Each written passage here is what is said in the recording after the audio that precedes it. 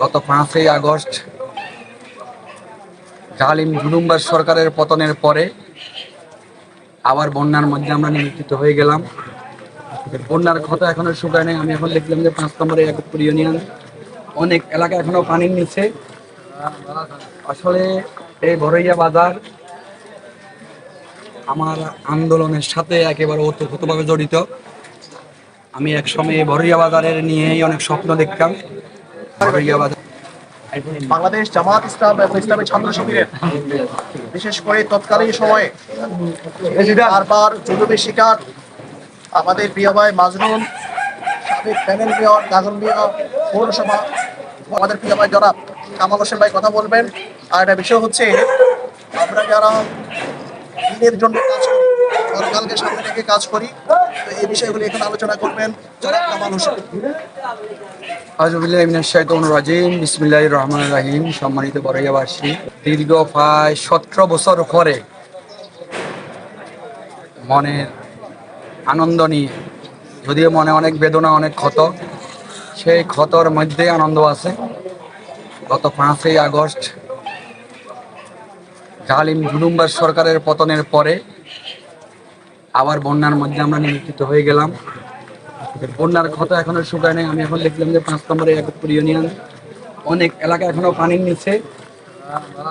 আসলে এই বড়ইয়া বাজার আমার আন্দোলনের সাথে একেবারে ওতপ্রোতভাবে জড়িত। আমি এক সময় বড়ইয়া বাজারের নিয়েই অনেক স্বপ্ন দেখতাম। বড়ইয়া বাজারে ইসলামী আন্দোলন নেতা কর্মীদেরকে নিয়েই আমাদের স্বপ্ন ছিল। যখনই ডাক দিতাম এখান থেকে 100 লোক চলে যেত লাগানমাইয়া বাজারে। এখন সেই বড়ইয়া বাজারে দাঁড়িয়ে আমি আল্লাহর কাছে শুকরিয়া আদায় করছি যে আজকে বহুদিন পরে বড়ইয়া ইসলামী পাঠাগারের সামনে দাঁড়িয়ে আমরা কথা বলতে পেরেছি। আবার শুকরিয়া মহান রব্বুল আলামিনের দরবারে। যারা এই বড়ইয়া পাঠাগার বন্ধ করে দিয়েছেন, যারা এই বড়ইয়া পাঠাগার বন্ধ করে দিয়েছেন, তারা আজ এই মাঠে নেই। আল্লাহর রহমতে বাংলাদেশ জামাত ইসলামকে সরকার 5ই আগস্টের 2 দিন আগে নিষিদ্ধ করছে। আজকে তারা কোথায়? আল্লাহর সিদ্ধান্ত চূড়ান্ত। আমরা অনেক কিছু দেখি, অনেক কিছু বুঝি, কিন্তু আল্লাহর এই সিদ্ধান্ত যে চূড়ান্ত, এটা আমরা বোঝার ক্ষমতা আমাদের নাই। শুকরিয়া সে মহান রব্বুল আলামিনের দরবারে আবারও, যে বড়ইয়া বাজারে এসে এত অল্প সময়ের ব্যবধানে যে কথা বলতে পারবো, এটা কোনদিন চিন্তার বাইরে ছিল। তাই আমি বড়ইয়াবাসীকে আবারও ধন্যবাদ জানাবো। সেই সৃষ্টিকর্তাকে আবারও তার কাছে কৃতজ্ঞতা জানাচ্ছি আল্লাহ দরবারে, যিনি আমাদেরকে এখানে দাঁড়িয়ে কথা বলার জন্য সুযোগ দিয়েছেন। যারা আমাদের প্রতি জুলুম করেছেন, যারা আমাদের প্রতি নির্যাতন করেছেন, যারা আমাদেরকে বাড়ি ছাড়া করেছেন, তাদের প্রতি আমাদের আকুল আবেদন থাকবে, আপনারা যে জুলুম নির্যাতন করেছেন আমরা করব না। আমাদের ডাক্তার আমিরে জামাত ডাক্তার শফিকুর রহমান সবাইকে ক্ষমা করে দিয়েছেন। এই ক্ষমা করার অর্থ আমরা আপনাদের যে ক্ষত আমাদের শরীরে লেগে আছে এটা ভুলে যাই নাই। আপনাদের এই ক্ষত আমাদের শরীরে আছে। হাত দ্বারা আপনারা যদি আবারও চেষ্টা করেন আমাদের সাথে ওইরকম আচরণ করার জন্য, তাহলে এটার উত্তর আপনারা যথাসময়ে পেয়ে যাবেন ইনশাল্লাহ।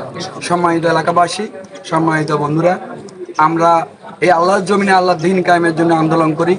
এই জমিনে আল্লাহর, এই জমিনে আইন চলবে আল্লাহ, এই দীপ্ত শপথ নিয়ে আমরা মাঠে নেমেছি। মাঠে থাকবো ইনশাল্লাহ। আপনারা সবাই আমাদের সাথে সহযোগিতা করবেন এবং এই বড়ইয়া মাস্তানে এক প্রিয় জামাত ইসলাম একটা দুর্গ হিসেবে গড়ে তুলবেন, এই আশাবাদ ব্যক্ত করে বন্যার্থদের মাঝে আমাদের বড়ইয়ারবাসী যেভাবে এগিয়ে আসছেন, আমি বলবো আবারও, আমি অনেক এলাকাতে পানি দেখেছি, আপনারা আরও খোঁজ খবর নেন। যেখানে অবস্থা ভয়াবহ সেখানে আপনারা এগিয়ে যান। এবং বন্যা পরবর্তী যে আরেকটা বড় চ্যালেঞ্জ আমাদের সামনে আসতেছে, সেটা হলো পুনর্বাসন। মাটির ঘর নেই বললেই চলে।